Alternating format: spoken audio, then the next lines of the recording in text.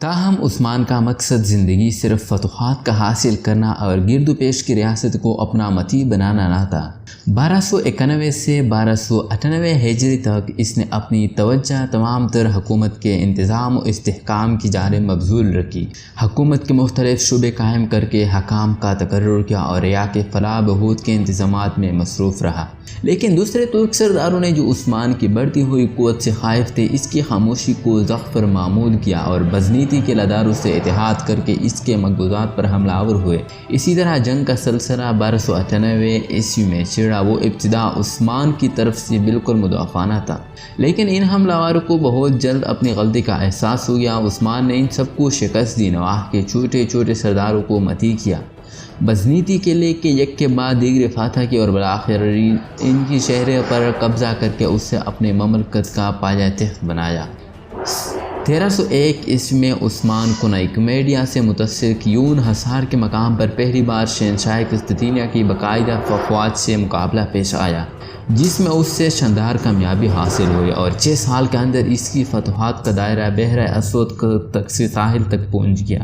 غزنیتی قلعے پہ در پہ مسخر ہوتے گئے اور بروسا، نائسیا اور نائکومیڈیا کے گرد فوجی چوکیوں کا ایک مضبوط حصار قائم ہو گیا۔ اس خطرہ کو دور کرنے کی غرض سے غزنیتیوں نے تتاریوں کو عثمانی مقبوضات پر حملہ کرنے کے لیے آمادہ کیا۔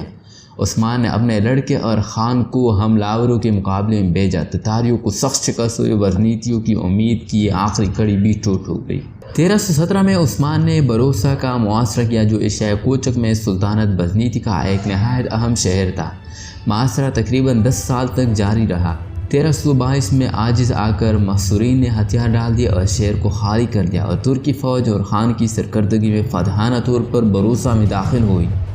عثمان اس وقت سعود میں بستر مرگ پر تھا، لیکن وفات سے قبل اور یہ خان کی خوشخبری لے کر آئے، اس کے پاس پہنچ گیا۔ عثمان نے اور خان کی ہمت و شجاعت کو داد دے کر اس سے اپنا جانشین مقرر کیا اور بلا تفریق تمام رعایا کے ساتھ یکساں عدل و انصاف اور بھلائی کرنے کی وصیت کی۔ پھر یہ ہدایت کی کہ اس سے بروسا میں دفن کیا جائے اور اس شہر کو عثمانی مملکت کا پایہ تخت بنایا جائے۔ چنانچہ اس وصیت کے مطابق اس سے بروسا میں دفن کیا گیا اور اس کی قبر پر ایک عالیشان مقبرہ تعمیر کیا گیا۔ دوستو، اگر ویڈیو اچھی لگی تو ویڈیو کو لائک کر کے اپنے دوستوں کے ساتھ شیئر کریں۔ چینل پر نئے آئے ہو تو حسب روایت درخواست کرتا ہو کہ چینل کو سبسکرائب کر کے ساتھ میں دی گھنٹی کے نشان کو بھی دبائیں تاکہ آپ کو ہر ویڈیو کی نوٹیفیکیشن وقت پر ہی مل سکے۔ ملتے کسی نیکسٹ ویڈیو میں، تب تک کے لیے اللہ حافظ۔ مجھے اپنی دعاؤں میں یاد رکھیے گا۔